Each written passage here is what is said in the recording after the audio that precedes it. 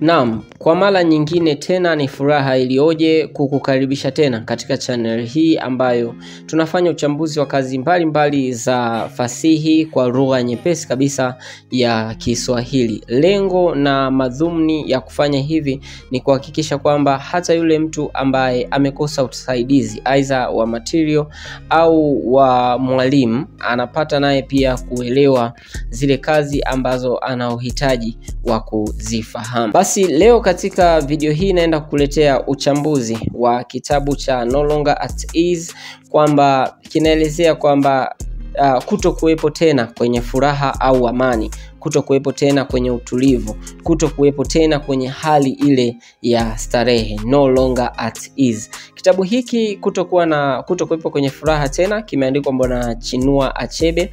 Huyu ni mwandishi kutoka Nigeria, one among the very best African writers.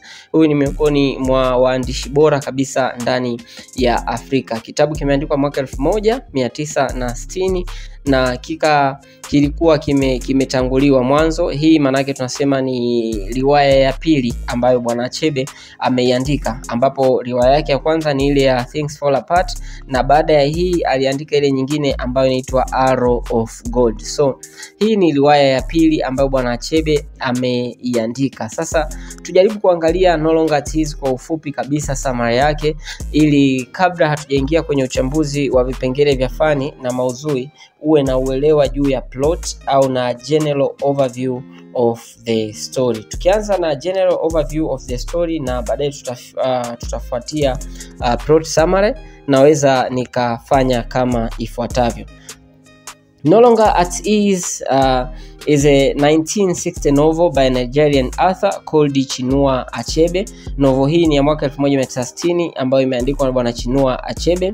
It is the story of an Igbo man, Obi Okonkwo. Ni story ambayo inamhusu Igbo man. Igbo man hii ni moja ya makabila makubwa kabisa pale Nigeria, na bwana huyu mhusika mkuu anaitwa Obi Okonkwo, who leaves his village for an education in Britain and then a job in Nigerian colonial civil service, ambaye anaondoka kwao na anaenda huko Britain kwa ajili ya elimu ya chuo, na baadaye anarudi kisha anafanya katika serikali ya mkoloni, utumishi wa umma, civil service, but is conflicted between his African culture and Western lifestyle and ends up taking bribe. Lakini anachanganywa na ile culture ya Kiulaya aliyoipata na ile ya kwake ya Kiafrika.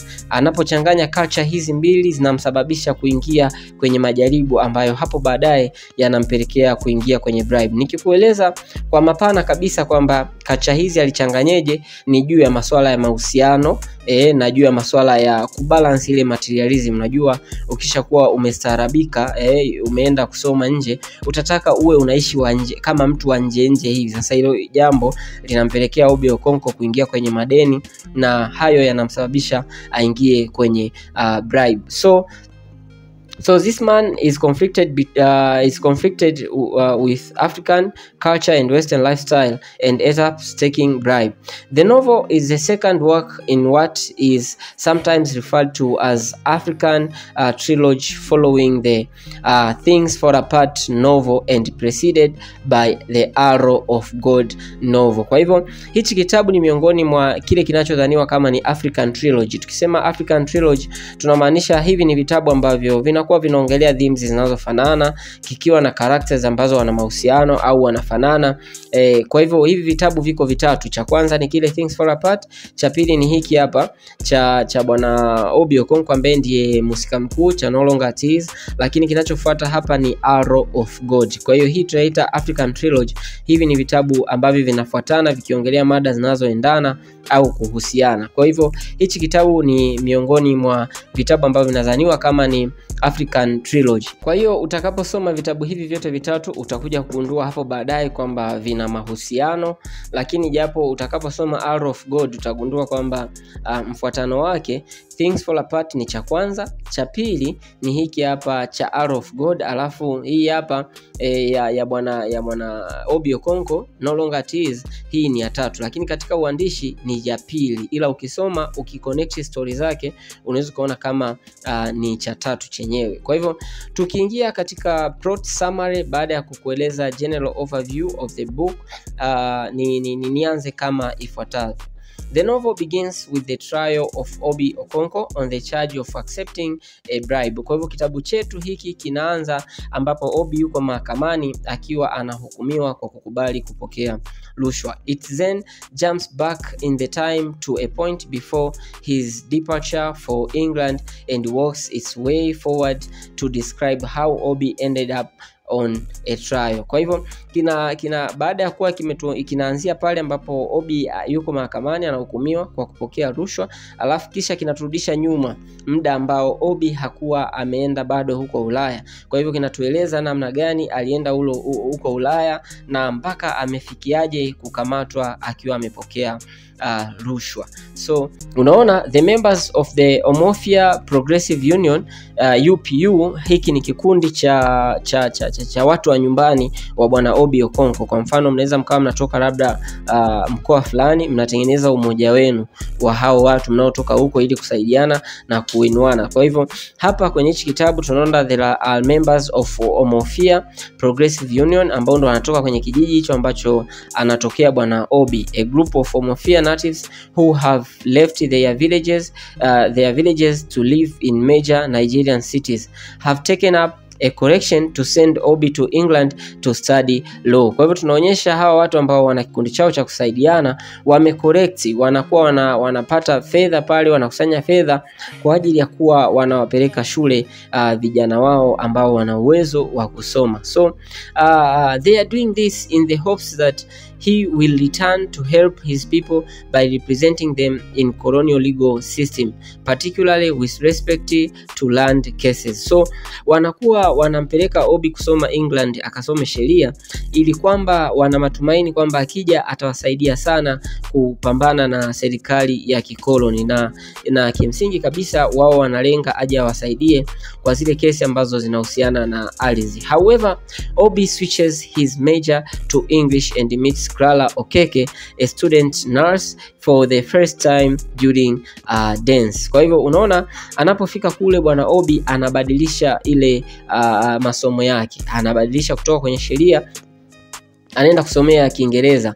Na pia wakiwa siku moja kwenye disco anakutana na msichana ambaye anaitwa Clara na wanaanza mahusiano. Sasa unaona kwamba tayari hapa Obi amefanya betrayal. Ukisoma kitabu vizuri utakuja kugundua kwamba swala la yeye kwenda kusomeshwa law ili aje awasaidie hawa jamaa halikumpendeza, na ndio maana alipokuwa amechukizwa na hicho kitu akaamua kuswitch ile taaluma. Sasa yote haya tu ni kuangalia kuescape msaada aliopewa, lakini unaambiwa maji ukiyavulia nguo sharti yaoge. Hakupenda huo utumwa, lakini tayari alikwisha kuwa yupo katika eneo ambalo amepelekwa na hawa watu. So later on, Obi returns to Nigeria after 4 years of studies and lives in Lagos with his friend Joseph. Kwa hivyo baadaye tunaambiwa kwamba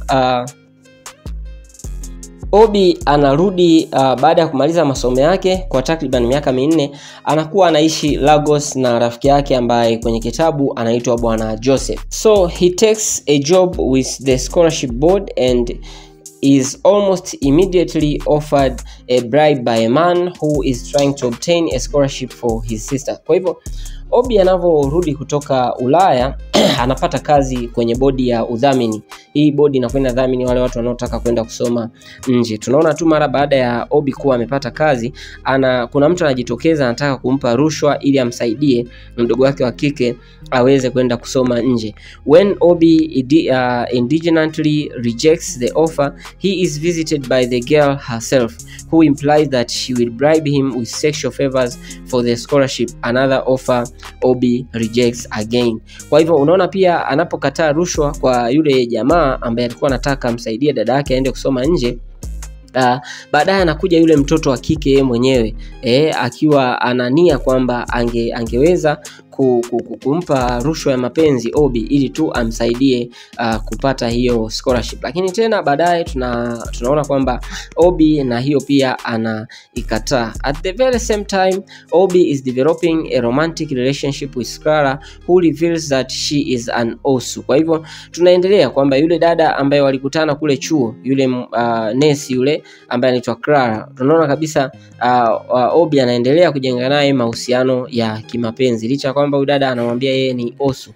Tukisema osu tunamaanisha kwamba an outcast by her descendants, meaning that Obi cannot marry her under the traditional ways of Igbo. Kwa hivyo katika ile tamaduni za Kiigbo, huyu mwanamke kutokana na kwamba alishalaanika na wazee wake, hivyo hafai kuolewa. Japo Obi mwanamke anakuwa muwazi, anamwambia Obi kwamba bana, mimi ni osu, kwamba nimelaanika, sipaswi kuolewa, lakini Obi anaendeleza mahusiano naye. So he remains intent on marrying Clara, but even his Christian father opposes. Licha ya kwamba baba yake licha ya kwamba sasa hafuati zile tamaduni za Kiigbo, lakini anaposikia kwamba huyu mwanamke ni osu, baba yake mwenyewe anamkataza Obi kwamba bana, you cannot marry that woman, huwezi kumuoa huyo mwanamke kwa sababu amelaanika na wazazi wake. Kwa hivyo licha ya kwamba ni Christian, tayari ameshakuwa amebadilisha dini na amekuwa Mkristo, lakini bado ana imani kwamba huyu mwanamke ni kweli hakupaswa kuolewa na Obi kulingana na mila na tamaduni za Kiigbo. But even kwa tunaona kwamba licha ya kwamba babake anakataa, lakini Obi anaendeleza hayo mahusiano, albeit reluctantly due to his desire to progress and eschew the heathen customs of pre-colonial Nigerian. His mother begs him on her deathbed not to marry Clara until after her death. Kwa hivyo licha hata kama jamaa anaendelea reluctantly, anaendelea hivyo na mahusiano, lakini pia katika kuendelea kushika zile mila za kitamaduni zao ambazo zilikuwepo hata kabla ya ujio wa koloni, mama yake mwenyewe anaapiza kwamba Obi, yani usioe huyo mwanamke, labda nife ndipo uje umuoe huyo mwanamke. Ni kwamba akimtishia kwamba ukimuoa kabla sijafa, mimi ninaweza nikajiua. Kwa hivyo ukinivunjia adabu kamuoa huyo mwanamke ambaye ni osu kabla mimi sijafa, I shall kill her mother. Threatened Obi that she would kill herself if her son disobeys her. Kwa hivyo angejiua mwenyewe kama Obi asinge mheshimu. So when Obi informs Clara of the events, Clara breaks the engagement and intimates that she is pregnant. Kwa hivyo Clara anavyoambiwa kwamba wewe wazazi wanazingua, Clara anakuwa anavunja yale mahusiano, lakini anamuinform Obi kwamba bwana, alafu mimi pia nina ujauzito. Unaona kwamba wakiwa wameachana hivyo, amani hamna. Obi arranges an abortion which Clara reluctantly undergoes, ambapo Clara naye anakubali kwa roho upande. Obi baada ya kuona wameachana na huyu mwanamke anamwambia kwamba bana, mimi nina ujauzito wako. Obi anapendekeza kwamba bana, itabidi tutoe, na huyu mwanamke anakubali kishingo upande. But on the process she suffers complications and refuses to see Obi. Anapokuwa amefanya ile abortion, anapitia kashikashi kubwa sana na analazwa hospitali kiasi kwamba anagoma kabisa kumuona Obi. Utaona Obi anaenda hospitali, huyu anageuza shingo, hataki kumwangalia. Obi anamtumia barua, lakini yule bidada anairudisha ile barua bila hata kuifungua. Kwa hivyo Obi anapokea barua vile vile ilivyo, haijafunguliwa. Anamwandikia barua nyingine kwamba it is hard to believe that you don't believe that it is over. Yani ni ngumu kuamini kwamba bado huwezi kuamini kwamba mahusiano yetu yameisha. Kwa hivyo baada ya pale Obi sinks deeper into financial troubles, partly due to poor planning on his end, in part due to the need to repay his loan to the UPU and to pay for his siblings' education, and in part due to the cost of illegal abortion. Kwa hivyo unaona hii style ya maisha ya Obi tayari sasa imeanza kumaffect. Sasa anadaiwa pesa nyingi, anadaiwa gharama kwa ajili ya support ya familia yake, wadogo zake wanasoma, kwa hivyo anahitajika kuwa support. Lakini pia wale umoja wa watu kutoka kijijini kwake UPU walimsomesha kwa scholarship ambayo kwa makubaliano ilikuwa inabidi kwamba akianza kazi aje alipe, nao wanamdai. Sasa ameanza kuingiza issue za illegal abortion. Huyu dada amefanya abortion, kwa hivyo inahitajika jamaa pia ile abortion aliifanya kwa kutumia pesa za mkopo, kwa hiyo na yenyewe inahitajika ilipwe. Kwa hiyo utaona kabisa kwamba jamaa style yake ya maisha, alafu pia aishi kama wa mbele. Unajua tukisema unaishi western materialism kwamba unataka uwe na vitu kama na wewe ni Ulaya hivi, unakuta ile mshahara anapata haumtoshelezi kuendeleza maisha na inakuwa ngumu kwake. Kwa hivyo anajikuta yuko kwenye mzigo mkubwa sana wa madeni, na kupitia hivi anaapiza kwamba hatalipa madeni yoyote ile ya ikiwemo ile ya UPU. Anasema kwamba hatalipa mpaka pale atakapopata uwezo wa kulipa. Kwa hivyo anajiwekea moyoni kwamba ataacha kulipa na mpaka pale watakapomuita. Wakimuuliza atawaambia kwamba mimi nina matatizo ya kifamilia, I have family commitment and I failed to continue to pay your debit, so I shall start paying back when I shall be able to do so. Kwa hivyo anaacha kulipa zile hela, lakini hapo baadaye tunaambiwa mama yake anafariki. So after hearing his mother's death, Obi sinks into a deep depression and doesn't go home for the funeral. This is because he thought that the money he would have used to go and come back would be better saved in the funeral and to help out across the house when he recovers. So anaona kwamba pesa atakazozitumia kwenda nyumbani na kurudi, anaona ni bora tu awatumie kule nyumbani ili watumie kuendesha msiba, lakini pia itamsaidia recover vitu vyake pale atakaporudi. Kwa hivyo unaona kwamba anapiga mahesabu, anaona ile cost ya kwenda msibani kwa mama yake ni kubwa. Kumbuka ana madeni mengi, sasa anapambana kuyalipa. Kwa hivyo haendi msibani ili kusave zile cost. So he begins to accept bribe after his mother's death. He began to accept bribes in reluctant acknowledgement that it is the way of his world. So baada ya hapo kila upande hivyo anaanza kupokea rushwa kidogo kidogo, akiangalia kwamba sasa hana namna ya kujichomoa katika ulimwengu huo. Sasa anakosa namna zaidi ya kupokea rushwa, na tunaambiwa kwamba through this analipa madeni yake yote ambayo anadaiwa. Analipa UPU, analipa ile hela aliyokopa kwa ajili ya illegal abortion ya mchumba wake au ya mpenzi wake Clara, analipa gharama nyingi sana. Sasa kiasi kwamba anakuja anakuwa na maisha ambayo yako good, yako safi. So anaapiza kwamba sasa anachukua bribe ya mwisho. So I'm going to take the last bribe and I shall never take again, na nitaacha kuchukua tena hizo bribe. So the novel closes as Obi takes a bribe and tells himself that it is the last one he will take. Kwa hivyo novel inaisha pale ambapo Obi anachukua bribe ya mwisho na anaapiza kwamba itakuwa ndio ya mwisho kuwahi kuichukua, only to discover that the bribe was part of sting operation.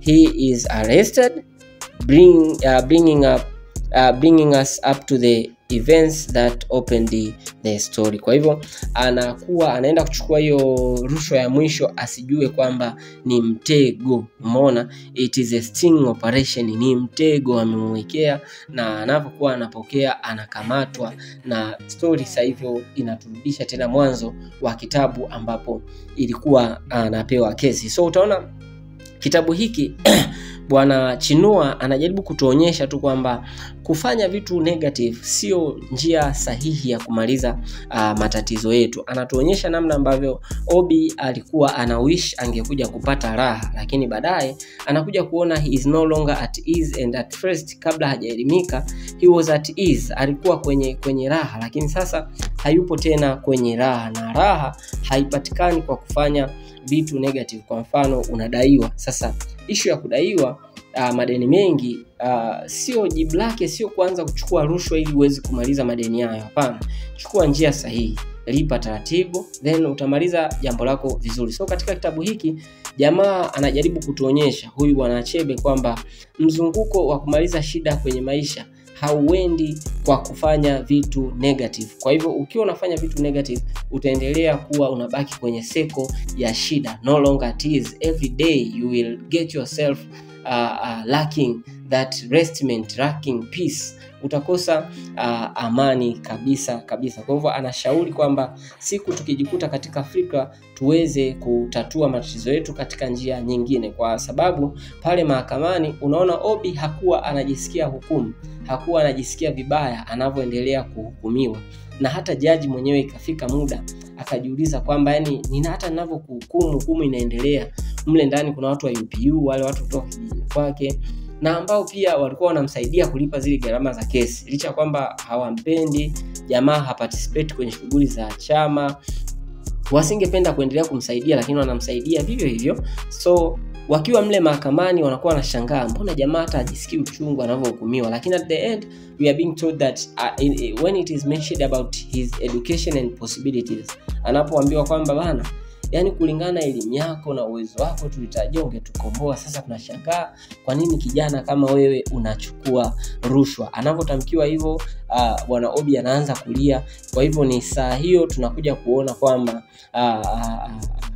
hatupati suluhu la moja kwa moja la matatizo, lakini just through those tears, kupitia tu hayo machozi, tunajifunza kwamba Obi amejifunza pale alipokosea na ataenda kubadilika hapo mbeleni na atarudia msimamo wake. Mwanzo akiwa kijana, akiwa ametoka shule, alikuwa na imani kwamba rushwa si suluhu la matatizo na inapaswa tutokomeze rushwa. Kwa mfano, utaona wazungu wote ambao wanafanya nao kazi karibu ni corrupt, wanapokea rushwa, lakini yeye anakuwa anawakosoa.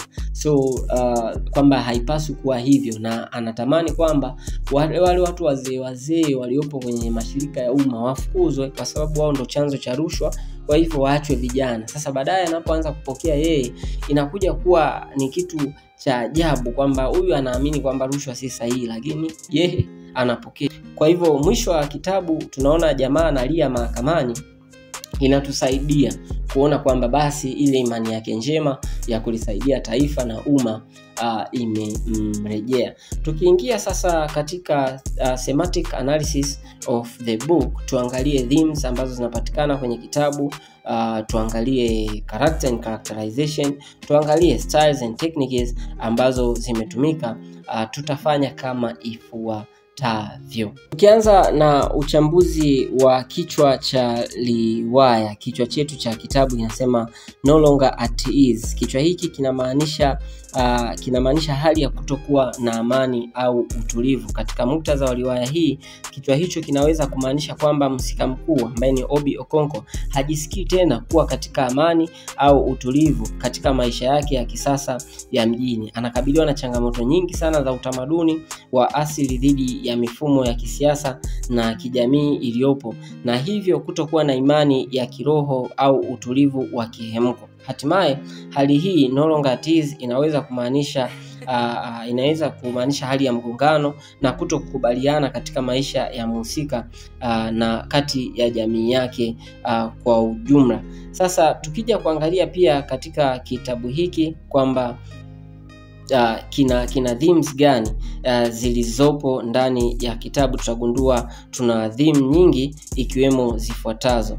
Theme namba 1 ambayo utaweza kuipata utakaposoma kitabu hiki ni colonial legacy. Hii tunaweza kusema ni athari za ukoloni, yani ukoloni umekuja umepita, sasa athari ambazo umeziacha. Kitabu hiki kimeandikwa mwaka 1960, muda ambao Nigeria ndio ilikuwa ikipata uhuru. Kwa hivyo inaweza kawa kilikuwa kinajaribu kuforecast matatizo ambayo Waafrika watakutana nayo katika ujenzi wa nchi, ikiambatana na zile athari za ukoloni. So the novel delves into lingering effects of colonialism on Nigerian society, particularly in terms of cultural identity, governance and socio-economic structures. So inajaribu kuonyesha ule utabaka, umaskini na kati ya maskini na tajiri, au inajaribu kuonyesha pia effects zingine ambazo zinaweza kujitokea kwenye masuala ya siasa na uchumi.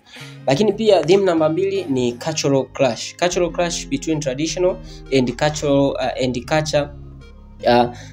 Hii cultural clash ni between traditional African culture and modern Western influences is a central theme. So this is a central theme of the book, which is exemplified by Obi's struggle to reconcile his Nigerian heritage with his Western education and urban lifestyle. So tunaona namna ambavyo Obi anapambana kuweza kuweka pamoja vikapikika kati ya culture ile Western culture na African culture. Anajaribu kuviweka pamoja vikapikika, anakimbizana kweli kweli. Kwa hivyo hii inaonyesha cultural clash, na hivi ndivyo ambavyo anazidi kujiingiza kwenye matatizo zaidi, kuweza kuokea au kwenda na African culture lakini pamoja na Western culture. Hiki kinakuja kuwa chanzo cha matatizo yake katika maisha yake, na ndio maana kitabu kinaitwa No Longer at Ease, kwamba kutokuwa kwenye amani tena ni baada ya mtu kuwa ameobtain elimu nyingine tofauti na ile iliyomkuza. Anakuja kujua kumbe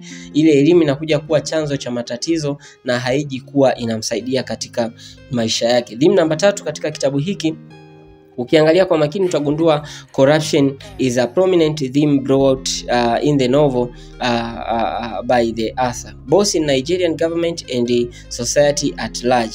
Utaona kabisa kwamba katika serikali na jamii kiujumla rushwa imetawala sana, na hii ni moja ya theme ambazo anazionyesha kwa ukubwa kabisa mwandishi wa kitabu hizi. Obi's experience highlight the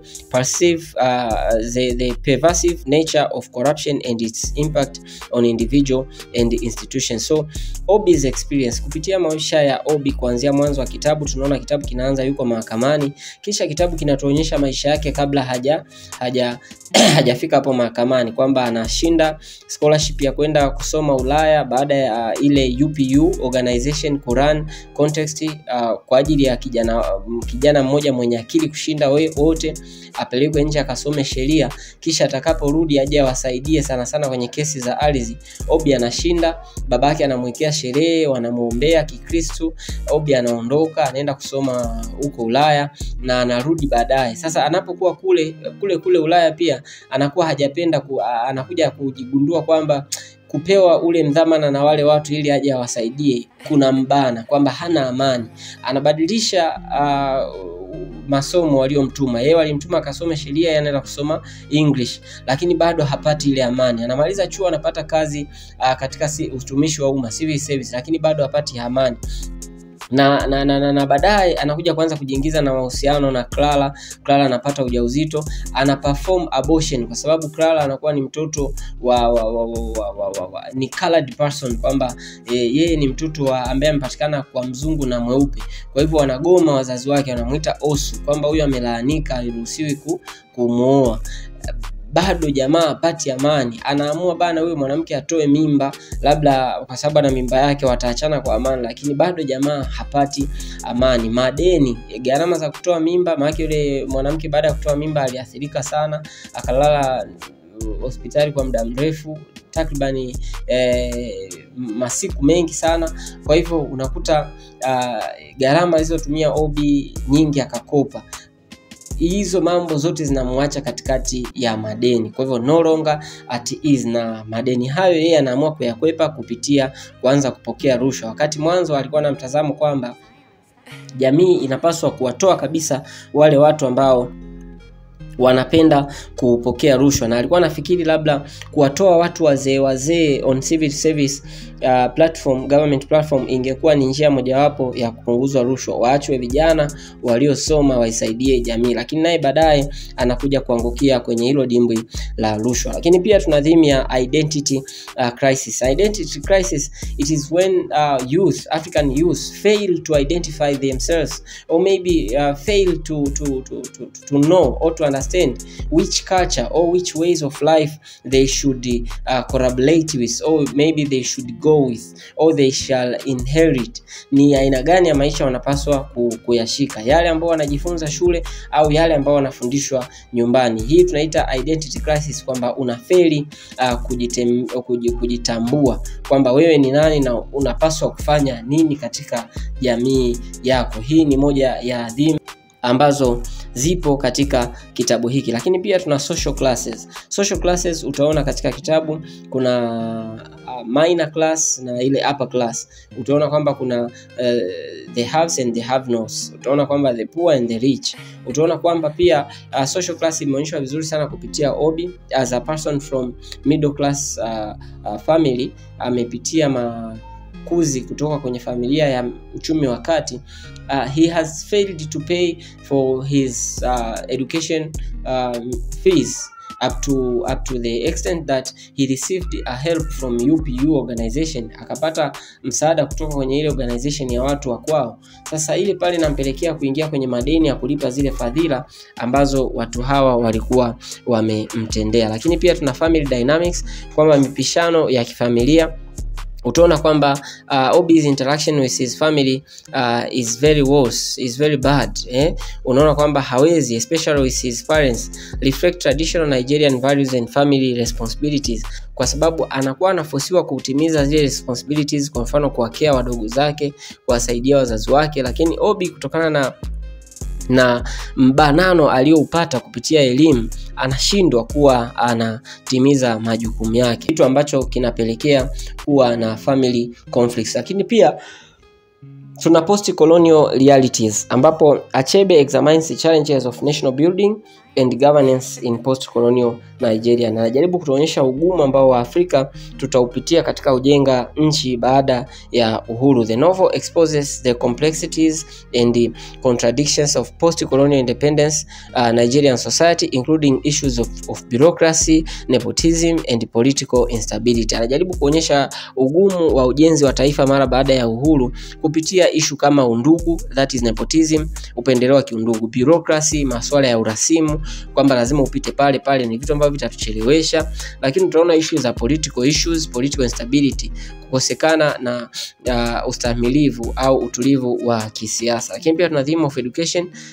Utaona kabisa kwamba education has been shown as, on the other part, a tool of empowerment and also a source of conflict in the society. Kwa hivyo utaona kabisa it bring about new ideologies which could bring conflicts between the members of the society. Kwa hivyo education inaonyeshwa kama ni moja ya vitu ambavyo vinaweza vikasaidia kuempower society, lakini vile vile pia ni chanzo cha migogoro. There is a theme of love and relationship. Utaona kabisa kwamba love and relationship have been used also to show the other theme of racial segregation, as Obi is being rejected from marrying Clara just because Clara is a colored person, as her parents are mixed, black and white. So she failed to continue with her relationship just because of being a colored girl. So utaona anaitwa osu, kwamba mtu aliyelaaniwa, na hii tunaita racial segregation. So love and relationship have been shown particularly by using Obi when is in love affair with Clara, a mixed race woman. Lakini there is a theme of tradition and modernity, usasa na ukale. The tension between tradition and modernity is recurring theme in the book, symbolized by Obi personal struggles and the broader society changes occurring in Nigeria. Kupitia mabadiliko ambayo yanaendelea kutokea ndani ya Nigeria, tunajaribu kuona issue ya tradition and modernity. Kuna wale ambao bado wanangangania kwamba mtu ni lazima ufuate mila za kwenu, lakini unaangalia kabisa modernity inaenda na mabadiliko. Obi kwa mfano anataka kumuoa mixed race woman, mwanamke ambaye wazazi wake ni mweupe na mweusi. Anakataliwa na traditions kwamba anaitwa osu, kwamba wanataka abaki ashike traditions zao ambazo zinamtaka mtu aoe watu wa kwao. But also baada ya themes itakuwa ni vyema sana nikakupitisha juu tu kwa main characters, kisha baada ya hapo tuende kwenye styles. Characters kwenye hichi kitabu ukisoma particularly utaona takriban characters 10, ambapo hapo kuna major na minor characters. Mimi nitakuchambulia major characters. Obi Okonkwo is a main character ambaye is a protagonist of the novel, ambaye ndiye star au starring your novel. Obi is a young Nigerian man who returns to Nigeria after studying in England, ambaye anarudi kutoka Nigeria baada ya kuwa amesoma huko Uingereza. He takes a job in Nigerian civil service but struggles with ethical challenges of bribery and corruption. Lakini baadaye anakutana na vikwazo au changamoto za kimaadili na rushwa, na hii yote ni katika kubalance western materialism, kwamba ana balance yale maisha ya Kimarekani ya Kiulaya na yale, na huku akiwa bado ni mfanyakazi, nampelekea kuingia kwenye rushwa. Lakini pia tuna Clara Okeke. This is Obi's love interest. Clara is a mixed race Nigerian woman who becomes involved in romantic relationship with Obi. She represents the complexity of identity and cultural assimilation in post-colonial Nigeria. Anawakilisha wale watu ambao waliacha kacha yao, cultural assimilation, waliasili kacha, kwamba wakaacha Uafrika wakaufuata ule uzungu. Clara Okeke, unaona baadaye mahusiano yao yanaharibika baada ya wazazi wa Obi kukataa kwamba huyu ni osu, mwanamke aliyelaanika, hatakiwi kuolewa na kijana wao. Unaona kabisa Clara baadaye anaforsiwa kutoa mimba na Obi na anakataa kabisa kuendelea kuwa na mahusiano na Obi. Mhusika mwingine mkubwa ambaye unaweza kumuona katika kitabu ni Mr. Green. Huyu ni bosi wa Obi. Mr. Green yeye ni mzungu, lakini pia na yeye ni mlarushwa kama kawaida. So tunapokuwa tunaongelea theme of iron hapo baadaye, utaona kwamba huyu Mr. Green na yeye anashiriki kwenye kumshika Obi na kumsema vibaya, licha kwamba na yeye ni mlarushwa toka mwanzo wa kitabu mpaka mwisho. Lakini pia tuna Joseph Okeke. Huyu ni Clara's uncle and prominent figure in Lagos society.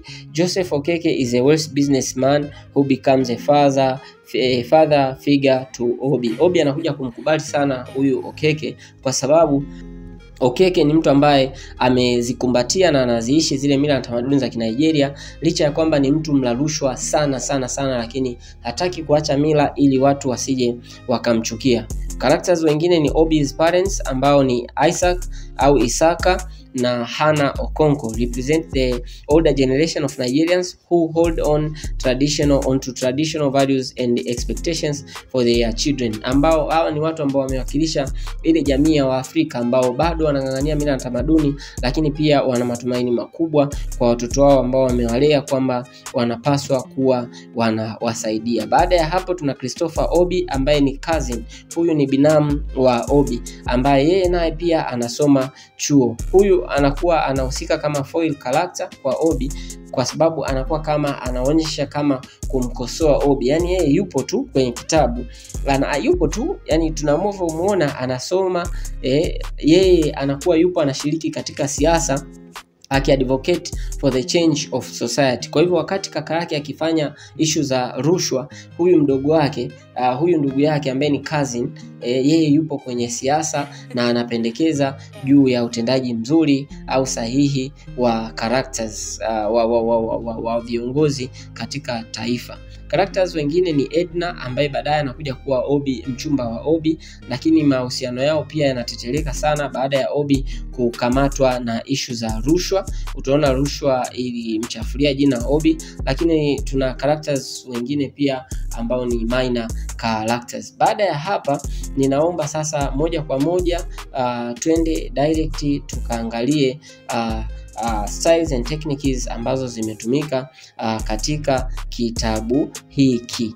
Styles and techniques ambazo zimetumika katika kitabu hiki. Styles and techniques which have been employed by the author in this book are very many, but I may list the following for you just to play a key role of reference or maybe on citations. Katika styles and techniques ambazo zimetumika tuna narrative structure. au narrative style. You can see in the book the author has mainly used the narrative technique whereby the author himself has taken a role of narrator. Yani yeye mwenyewe mwandishi amechukua role ya msimuliaji. Kwa hiyo ndo amekuwa akitusimulia events tofauti tofauti. Lakini pia there is a style of dialogue and conversations. Dialogue utaona kabisa wahusika wengi katika kitabu wamekuwa na majadiliano. This is to bring characters onto life, characters and events into life. Yani character ukiwa unamsema tu anakuwa kama mfu, but at the time when the character speaks to each other, that shows they are alive and they are participating in the story. They bring about life into the story. So dialogue imetumika katika kitabu hiki. Njia nyingine au style nyingine ambayo imetumika katika kitabu hiki ni character development, ujenzi wa wahusika. For example, you know character from minor to yani kutoka unamjua kidogo, kisha kitabu kinavyoendelea unakuwa unazidi kumfahamu sana. Character development have been done through flashback, foreshadowing, conversations, dialogue, hizo monologue sometimes, vyote hivyo on developing characters. So that's bring about more understanding of the roles which they play into the book. Character mnavyozidi kumjua mnafahamu zaidi zile themes anazozibeba. Lakini pia katika hichi kitabu imetumika pia mbinu ile ya social commentary. Social commentary is hii ni pale ambapo through interactions kwamba mnakuwa mnapata kuibuliwa themes nyingine. Achebe offers incisive social commentary on issues such as corruption, colonialism and cultural identity. He uses the novel as platform to critique societal norms and advocate for change. Kwa hivyo utaona kabisa ametumia mbinu hii ya social commentary kukosoa au kuijenga society. Mbinu zingine zilizotumika katika kitabu hiki ni irony. Irony ni pale ambapo unaona kabisa what happens is opposite to our expectation. Kwa mfano, elimu ya Obi badala ya kumkomboa inakuja kuonekana kama ni chanzo cha kumuumiza na kumuingiza kwenye matatizo. Hiyo tunaita irony. Lakini pia unaona kwamba haya ni nyingine inajitokeza pale ambapo wala rushwa kama bosi wake na Obi, Mr. Green, anaposhiriki katika kumhukumu Obi. Zote hizi ni styles ambazo zimetumika ku enrich story hii. Tunajaribu kushikwa na hamaki kwamba hata bosi wake naye ni mlarushwa, lakini naye anashiriki katika kumnyoshea vidole.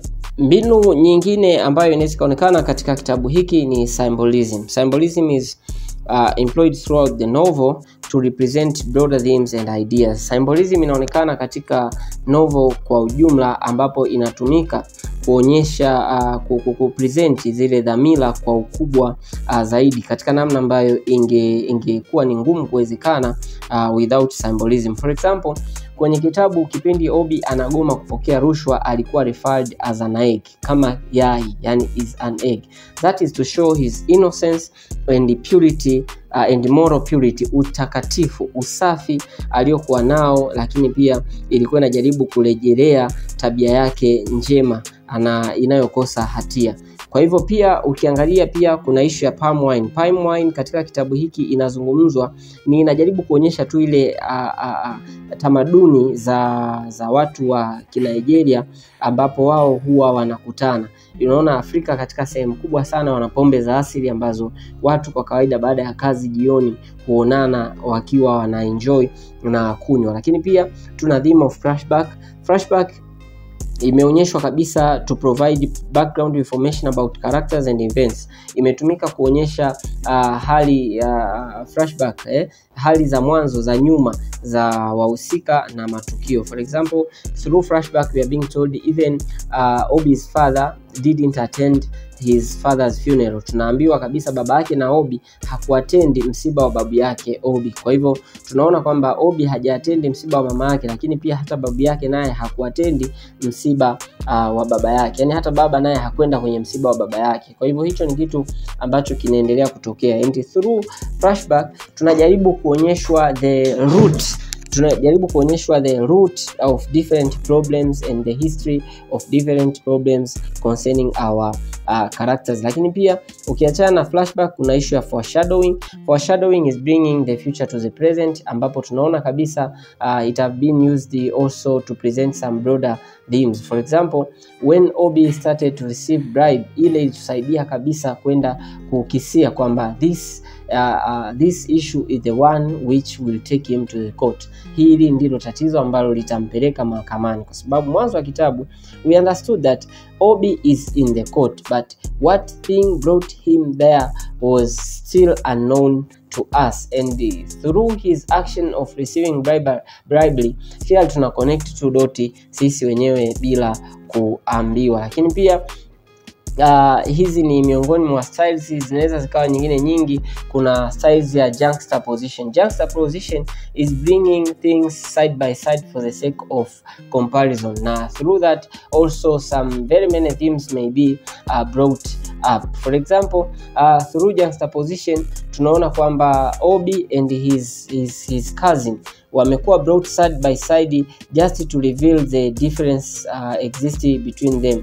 Huyu cousin wake ambaye anaitwa Christopher Obi, yeye alikuwa ni msomi, lakini yeye anajihusisha na siasa, ambapo anapambania the society well-being, wakati Obi ambaye ni Obi Okonkwo, yeye alikuwa ni mlarushwa, civil servant, but he's a corrupt one, and he never bothered to participate on political issues. Kwa hivyo these people have been brought side by side for the sake of comparison. Hawa watu wamewekwa side by side ili kuonyesha tu, kuwafananisha. So that's juxtaposition also is one among the styles which have been used in this book. Styles nyingine ni nyingi ambazo endapo utasoma unaweza kuzibaini mwenyewe ambazo zimetumika kwenye kitabu, lakini this is Mr. Tinga Tinga. Don't forget to subscribe, because that is the only way you can show support to what we are doing. Until next time, let me say bye bye.